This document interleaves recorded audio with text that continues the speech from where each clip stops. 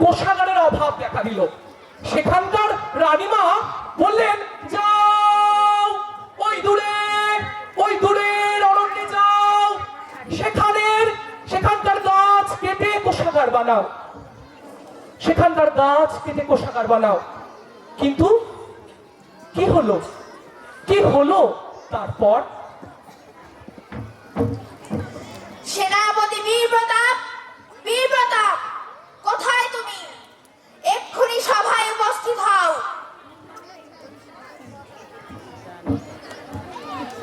আজ্ঞে রানীমা, আপনি আমায় ডেকে পাঠিয়েছেন? হ্যাঁ, আমি তোমাকে ডেকে পাঠিয়েছি। তোমাদের সঙ্গে আমার একটি বিশেষ আলোচনা রয়েছে। যাও, তুমি সেনাপতি রাঘবাদিত্যকেও ডেকে আনো। যথাজ্ঞা রানীমা, আমি সেনাপতি রাঘবাদিত্যকে ডেকে আনছি। রাঘব, কোথায় তুমি? রানীমা তোমাকে ডেকে পাঠিয়েছে। এই তো আমি প্রতাপ, রানীমাকে আমায় ডেকে পাঠিয়েছেন। চলো যাচ্ছি। যথাজ্ঞা রানীমা। তোমরা এসে গেছো দেখছি। তোমাদের সঙ্গে আমার একটি বিশেষ আলোচনা রয়েছে। কি আলোচনা রানীমা, আপনি বলুন। আসলে আমাদের কোষাগারটি অর্থ রাখার ক্ষেত্রে প্রায় খুবই ছোট হয়ে গেছে। তাই আমাদের প্রয়োজন একটি নতুন কোষাগার বানানোর। আর সেই কাজে আমার তোমাদের সাহায্য লাগবে। আমরা অবশ্যই সাহায্য করব রানীমা।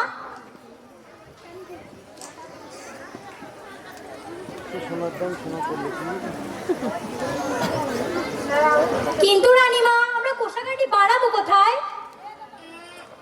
যাও বিষণয়দের এলাকায়। সেখানকার অরণ্যটি বেশ বড়, আর সেখানে কেউই ভালো চায় না। কিন্তু রানীমা, আমাদের কোষাগার বানানোর জন্য তো অনেক গাছ কাটতে হবে।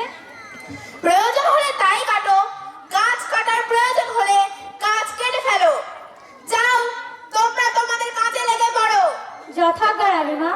এই বলে তারা জঙ্গলের উদ্দেশ্যে রওনা দিল। তারা শীঘ্রই জঙ্গলে পৌঁছে গেল এবং গাছ কাটার প্রস্তুতি নিতে শুরু করলো।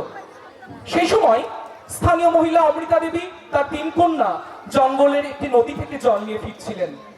সেই সময় তারা দেখলো যে রানীমার সেনাপতি গাছ কাটার প্রস্তুতি নিচ্ছে।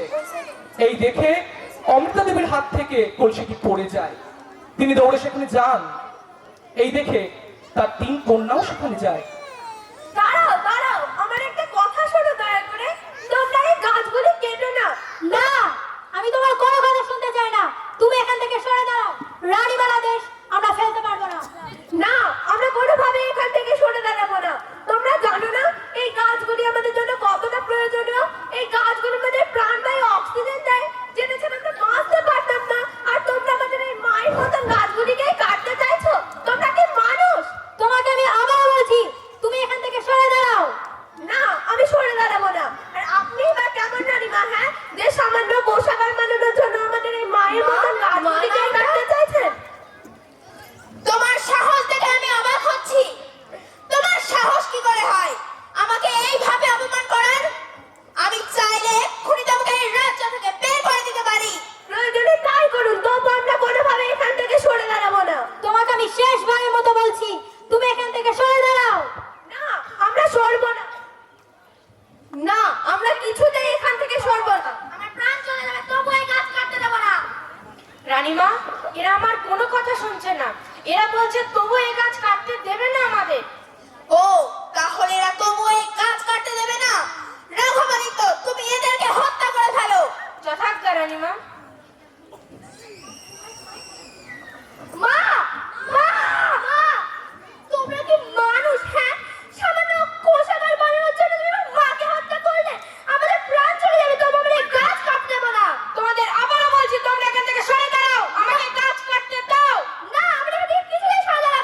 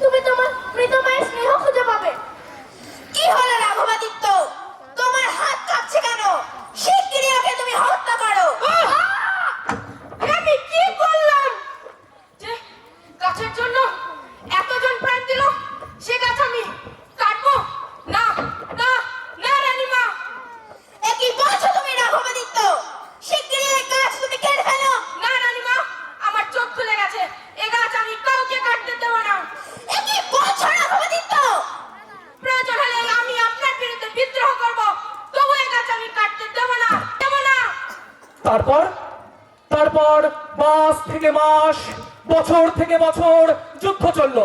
একদিকে রানীমা আর তার সৈন্য, অন্যদিকে রাঘবাদিত্য এবং গ্রামবাসী। সেই যুদ্ধে রানীমা পরাস্ত হলেন।